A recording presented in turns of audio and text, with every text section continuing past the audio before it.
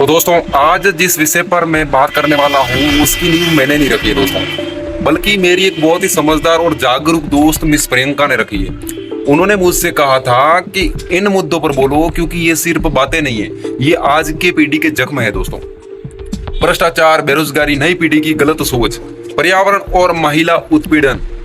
ये दोस्तों आपकी नजर में 5 शब्द है, लेकिन ये 5 शब्द नहीं है, ये 5 ऐसे आईने हैं जिनमें हमारी समाज की असली तस्वीर बिल्कुल दिखाई देती दोस्तों।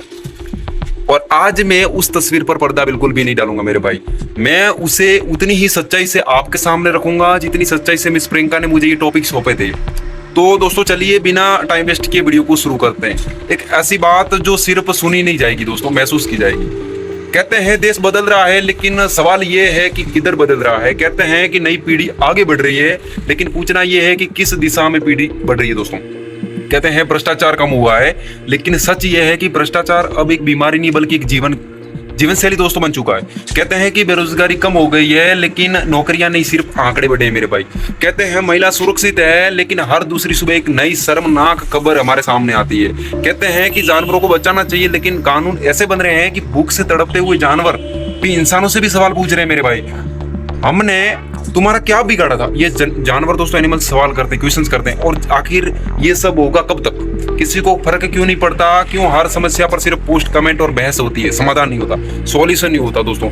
आज इसी पर बात करनी है और आज जमीनी हकीकत खोलनी है। आज उस सच्चाई को आवाज देनी है जिसे सब जानते हैं लेकिन बोलने से डरते हैं। पहले बात करते हैं भ्रष्टाचार पर, जो हमारी नसों में दोस्तों जहर की तरफ फैल चुका है। भ्रष्टाचार अब किसी एक टेबल के नीचे रखे लिफाफे का नाम नहीं मैं दे सकता मेरे भाई। अब ये सिस्टम की रगों में दौड़ता हुआ खून है, उबलता हुआ खून है।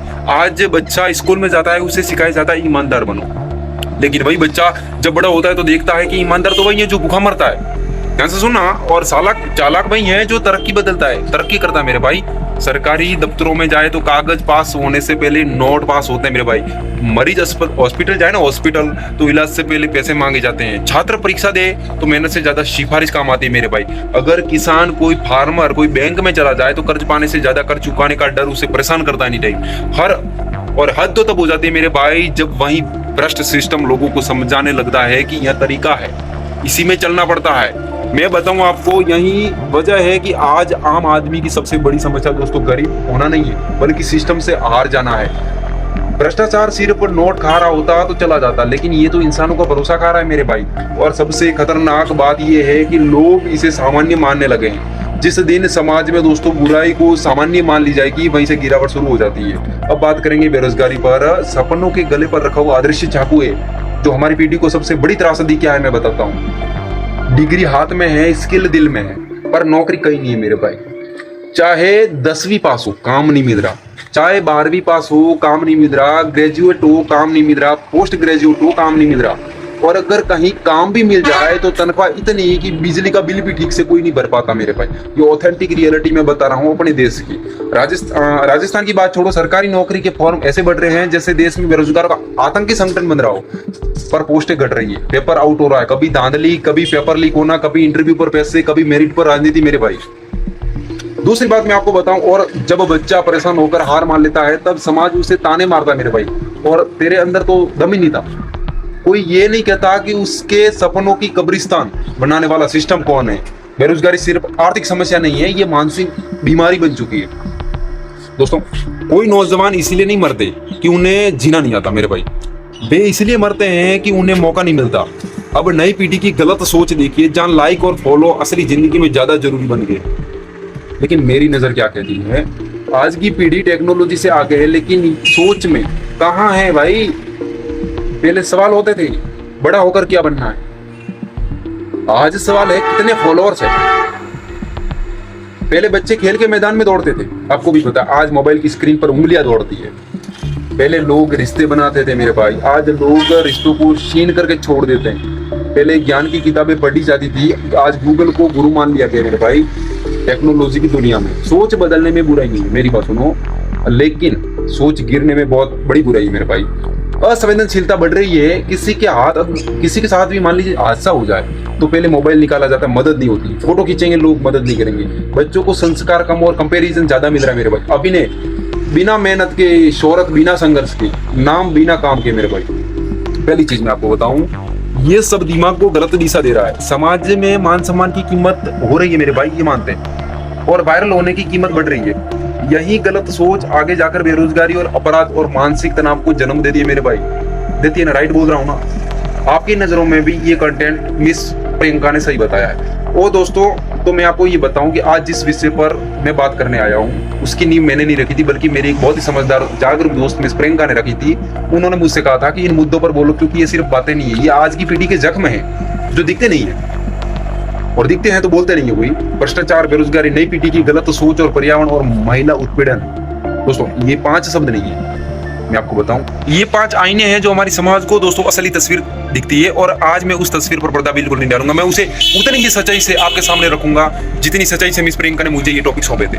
तो चलिए मैं इस बात पर शुरू कर देता हूँ, एक ऐसी बात जो सिर्फ सुनी नहीं जाएगी, महसूस की जाएगी, ठीक है। रही बात पर्यावरण की, तो जहां जानवरों को पकड़कर छोड़ दिया जाता है भूख से मरने के लिए, मैं आपको बता दूं, पर्यावरण बचाना जरूरी है, जानवरों की सुरक्षा जरूरी है, लेकिन क्या सुरक्षा का मतलब यह है कि उसे भूखा मार दिया जाए, किसी जानवर को पकड़कर बांध दिया जाए, नसबंदी कर दी जाए और फिर छोड़ दिया जाए, लेकिन ऊपर से आदेश है कि उन्हें कुछ खिलाना नहीं है। वाह भाई वाह, आपका सिस्टम बहुत ही शानदार है।